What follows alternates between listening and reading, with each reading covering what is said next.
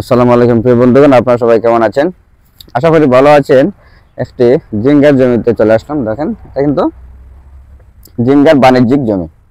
মানে এই জায়গায় সবসময় বাণিজ্যিকভাবে শাকসবজি চাষ করা হয় আর কি। দেখেন, উপরের দিকে জিঙ্গা, নিচের দিকে আবার ডাটা ছিল। ডাটা অবশ্য শেষ হয়ে গেছে, যেগুলা বীজ সংরক্ষণের জন্য রাখা হয়েছে। আপনারা যারা যারা শাকসবজির ফসল চাষ করেন, আপনারা নিয়মিত করে জমি পর্যবেক্ষণ করবেন। আর জিঙ্গার জমি, জিঙ্গার চাষাবাদ নিয়ে আপনাদের সামনে একটু আলোচনা করব আর কি। এখন আমরা এই জিঙ্গার জমির মালিকের সাথে আলাপ করব। ওনার নাম মোহাম্মদ তাহির মিয়া, গ্রাম হচ্ছে চকগাঁও, জনকপুর ইউনিয়ন। ভাই ভালো আছেন? জি ভাই ভালো আছি। কুশার সাথে চাষ করেন, মানে শাক সবজি চাষ করেন, এটা এই জমির মধ্যে কয় বছর ধরে চাষ করেন? জমির মাঝে তো তো 15-16 বছর, 15-16 বছর। মানে 15-16 বছরের মধ্যে শুধু শাক সবজি চাষ করা হয়েছে। জি জি।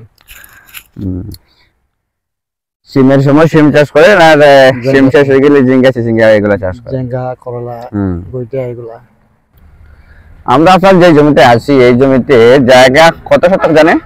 জায়গা আপনার প্রায় 33 শতক। 33 শতকের কাছাকাছি। শুধু এই এই মৌসুমে তো শুধু জিঙ্গাই চাষ করছেন, তাই তো?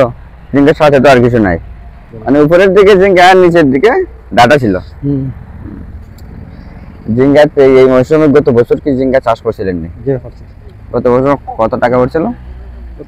গত বছর তো আপনার 50-55 এতই বেশি, মানে লাভ হয়েছিল। খরচ কত যায়? খরচ তো আপনার যায় 15-16 হাজারের মতো যায়।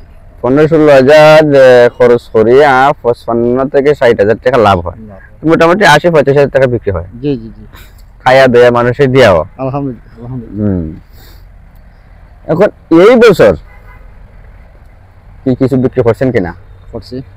এই বছর এ পর্যন্ত কত টাকা বিক্রি হলো? এই বছর খালি শুরু হয়েছে, শুরু তো মানে 15-16 হাজার গেছে, মানে 15-16 হাজার টাকা বিক্রি হয়েছে এই বছর। জি। তো এই বছর কি 1 লাখ টাকার উপরে আশা করেননি বিক্রি আসবে নাকি?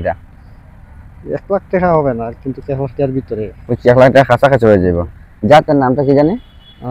মেডাল। দেখুন জিঙ্গা, এটা কিন্তু জাতের নাম কিন্তু ইউরেখা, কোম্পানি হচ্ছে মেটাল, মেটাল কোম্পানি ইউরেখা।